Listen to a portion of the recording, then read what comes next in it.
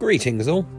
As of late, life has been quite busy, and my hobby time has been taken up by building and painting a force of battle sisters to play crusade with, so kit bashing took a sidestep for a little while. The camera was on at points, however, so this video will be a quick guide on how I painted my yellow army scheme on some regular battle sisters. Now, I am no expert painter, however, so this is just a quick battle-ready scheme that shouldn't take too long if you work in batches.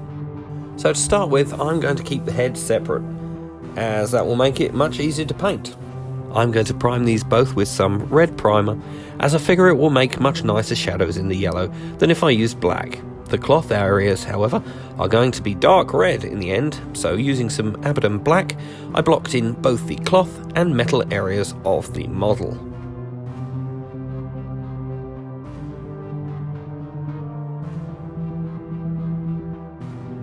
Once that is done, I can go in with a quick zenithal highlight. I did it using some white ink and my airbrush, as it was cold and windy, so I couldn't really use the rattle can outside.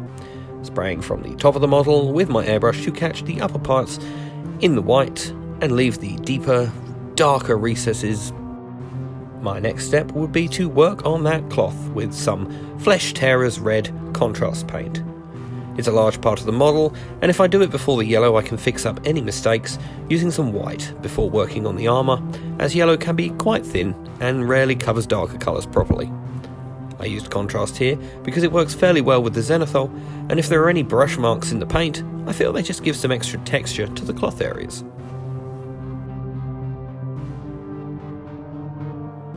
Once that cloth has all been base coated in the red, I will now move on to the yellow. In this case I'm using Liquitex Yellow Medium Azo ink, which is really nice and bright, although its coverage is pretty bad when brushed on. So to fix this, I added some acrylic medium, which thickened it up a tiny bit and made it a little bit more manageable.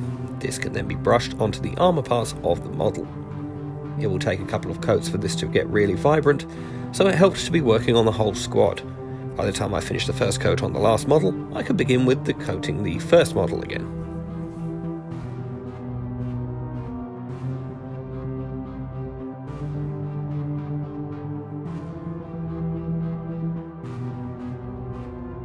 My next step here would be to base coat the metal areas and some of the details on the power pack with some Citadel Tron Warriors. This is a nice dark metallic and contrasts nicely to the bright yellow. At this point, I decided that these ladies were reminding me of some 90s colour schemes for Imperial Fists, so decided to roll with it, and my custom order, the Order of the Blessed Fist, was born.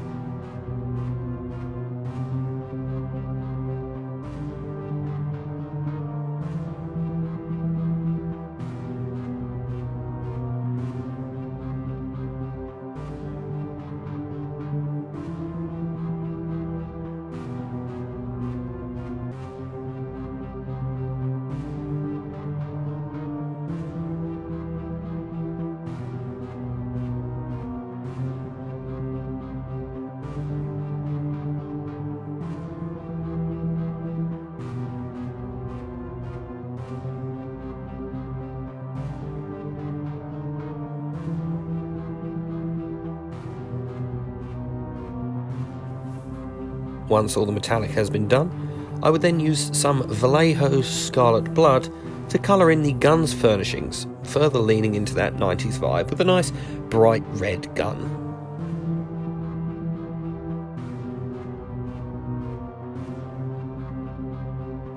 The next step will be using some Snakebite Leather contrast paint to do the gloves, pouches and various other leathery bits on the model.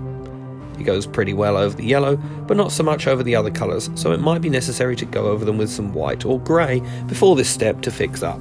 I was, however, trying to do this quickly as possible, and my thought is that if a detail is obscured or not entirely visible, so long as it's kind of the right colour, it should be okay. Next up, I'm going to take some white scar and go over all of the various fleur-de-lis around the model. In this case, she had one on her gun, one on her knee, her collar, her shoulder, and finally one on her backpack.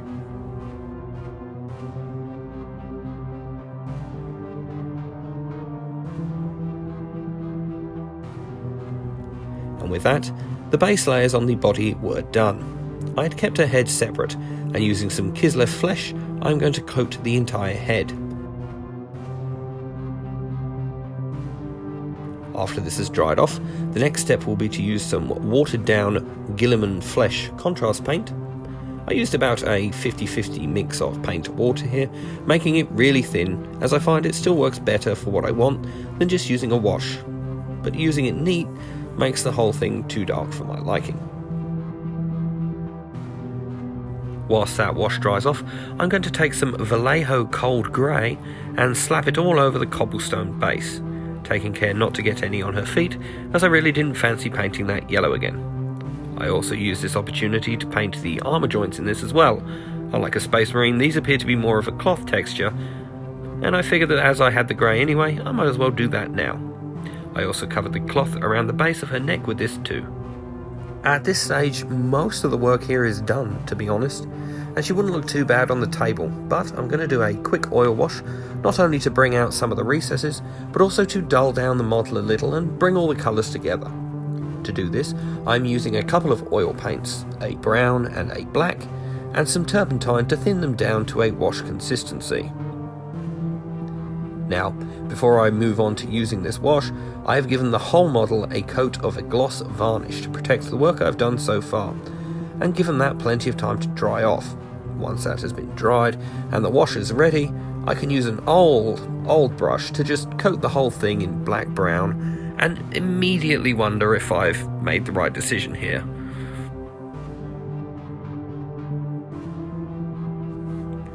Now, once this particularly horrible mess has had a little time to dry off, I can then come in with one of these handy makeup applicator things, or a cotton bud, and gently scrape off some of that wash to reveal the lovely colours beneath, leaving the wash in the much darker areas. Now, if it doesn't come off as easy as I liked, I could just use a little turpentine on my spongy thing to reactivate the wash, and it will come off quite easily. Just a note here, it is very important to make sure that your model is well glued down before doing this, as it's a pain in the bum when it falls off and has to be glued back. Now, once everything has been cleaned up and the model has had enough time to dry properly and has been reattached to its base, I can realise that annoyingly I had neglected to hit record whilst finishing the head, which is a shame because it turned out really well for me. But a quick rundown of what I did. I used some white scar and Abbadon Black to do the eyes, and I still hate painting eyes with a passion. Some of the scarlet blood from earlier to give her lipstick, and I did a slight highlight of some Kislev Flesh around the face. To do the hair stubble, I used some extremely watered down cold grey and glazed onto where I thought the hair would have been. The head was then washed in the same way as the body, as that would help tie it in. Now, to just push the model a little further, I'm going to edge highlight some of the main colours. For the yellow, I'm going to combine the yellow ink with some white scar to lighten it, and then go around the model carefully highlighting most of the armour edges, focusing on those that would catch the light more.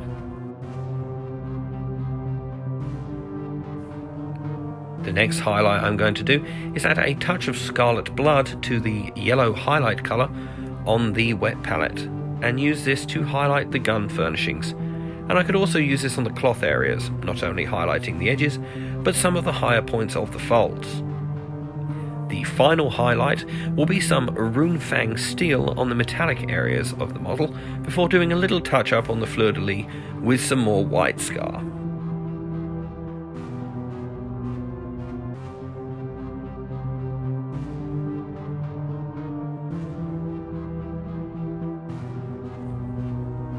With a touch of superglue, her head can now be added, the base rim painted with some Abbadon Black, and I can knock down some of that gloss by giving the whole thing a spray of matte varnish, or even some Lamy medium, and she is done.